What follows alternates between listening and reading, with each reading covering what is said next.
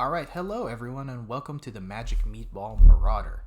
This is Jakuya, and This is one of the first of many what I call bracket talks, and I want to discuss what are brackets actually used for in Magic the Gathering in Commander, right? Well, anyone who's probably consumed any sort of Commander talk, content out there, even if maybe you're somewhat new, you might have heard this from your local game stores as well, like people talking and using brackets. Well, what are they? Well, they're a simple like matchmaking tool to try to have like fair games of Magic between people, depending on where they kind of and how they kind of want to play.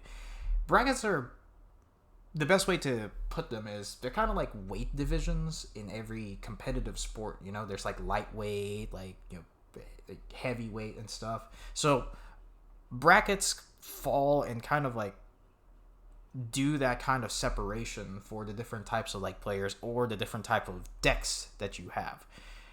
The thing about brackets though is that they've only been out for a little over a year now, and they've gone through quite a few changes since then, and there's always just the conversation of what brackets actually are. Is it the power of your deck? Is it like the intention? Because it's like two conflicting things that have been told to us by like the commander committee, but also like what we've seen or what anyone has seen, like just playing with brackets.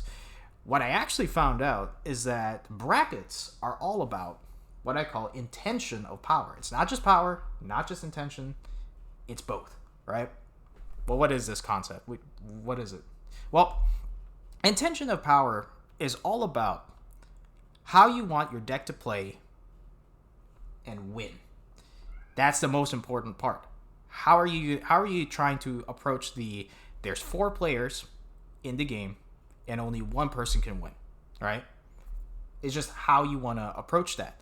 And you can put like different you can put like different cards in your deck. There's things like game changers to have to worry about, but the most important thing you have to really think about when it comes to the intention of power is all about like kind of like the highs and the lows of your deck and how well and how many impactful plays you can actually do, right?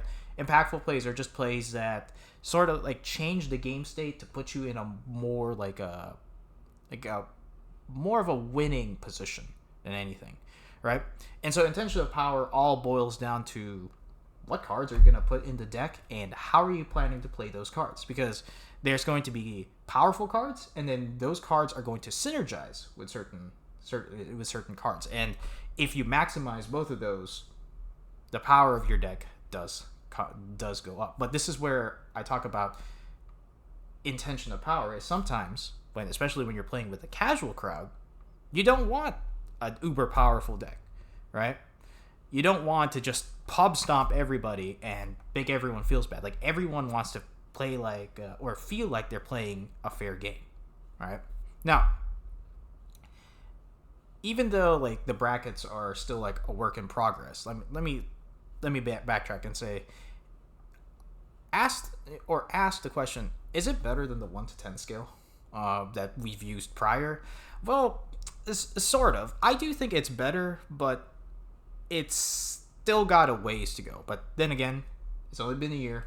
That's fine. We forgive you, Wizards, right?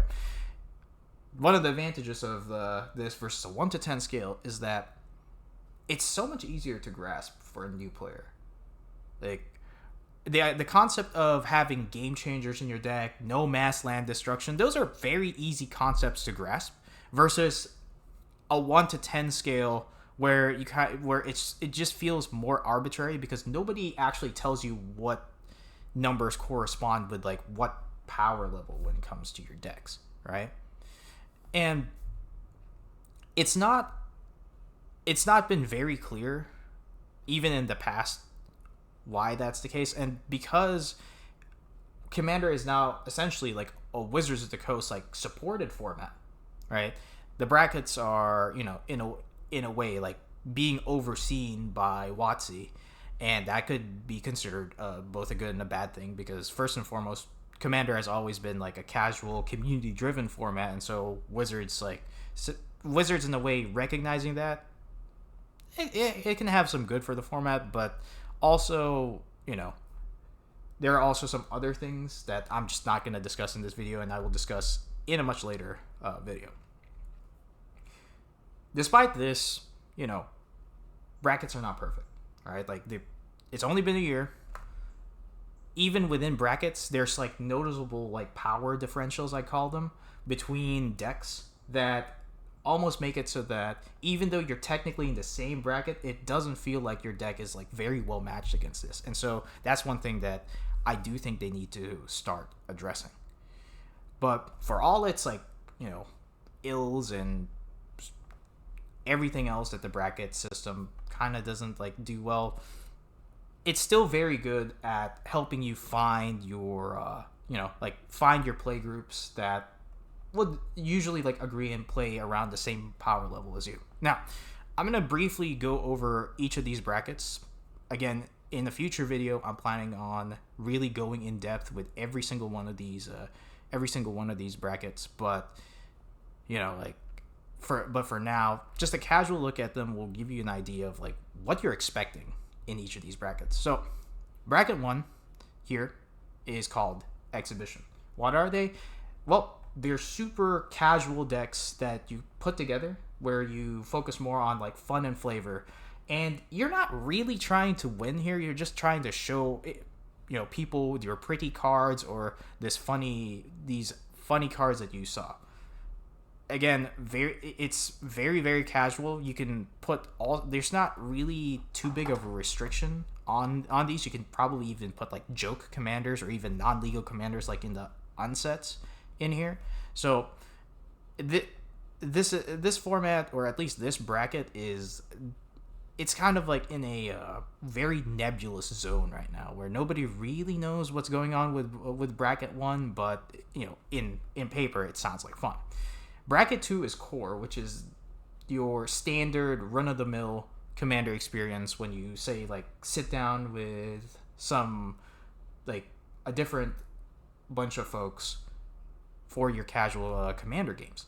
This bracket's all about battle cruisery wins, which is you're kind of just like slamming big creatures down or slamming big spells in the hopes that it inches you closer and closer to a win. So your wins here are very like incremental. Like you kind of see a deck slowly building up to a win here, and so that's just like your core experience for the game. With bracket 3, these are decks that are a bit stronger, or just stronger in general. Their win conditions are a lot more clearly defined, right? And this is where you start dealing with some of the most busted cards in the format in the form of game changers, right? With bracket 4, this is your deck at its peak. Like, you put all the best cards you possibly can in your deck. You can start putting things like mass land destruction, just all sorts of nasty things that you really don't want to be bringing to the casual brackets.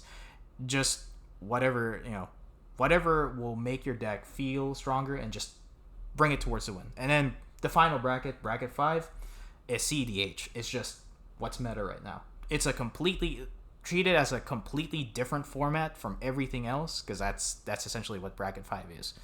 So that's just like a quick overview of these brackets.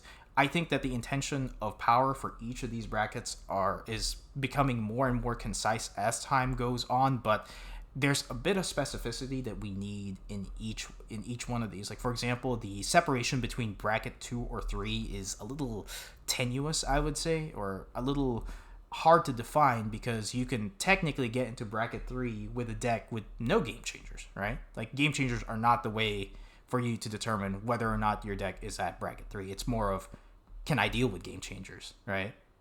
Can I deal with players that are using 1 or 2 game changers in their decks? That's it.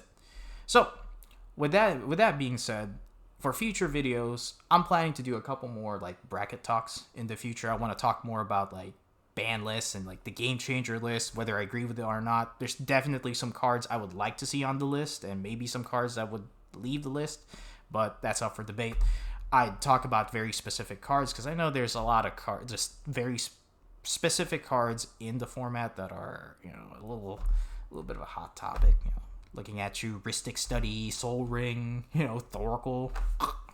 So we'll discuss those in a future video. We're also going to talk about social dynamics and, trying to play the game and, more importantly, like, have fun. Because at the end of the day, this is a social game. You're playing this with people, and you got to have some level of, like, appreciation for social dynamics in order for you to really appreciate the game of Commander. In the future as well, I would like to just do like full-on bracket breakdowns. That's probably what I'm going to be calling them in the future. I'm going to look at every single one of these brackets, and I'm going to just break down what makes this bracket, and it will give people an idea of, hey, does my deck go into this bracket? Sure. And then finally, just to hammer on the point, I have a lot of decks out here that I'm going to slowly put into, put out in the web for people to see, and I'm going to show you guys like what I mean with these deck techs where I specifically mention intentions of power, because I think it's very important that we have deck techs that tell you, hey, if you want to have a deck of this power level with this commander, this is what you want to do. Because a lot of deck techs nowadays are just focused on how do I make my deck as strong as possible without thinking about how is this going to affect the guy who I'm playing with. So, with that being said, that's really it for now. Thank you so much to anyone that's tuned in. This is like my first video. I'm really excited to see where this channel is going to go. But that's really it. If you like this type of content, I don't want to say share, and subscribe, but do whatever you'd like with this information. But again, thanks to whoever's like watching this and actually tuned in. So until then, I'm gonna peace out. So have a good one.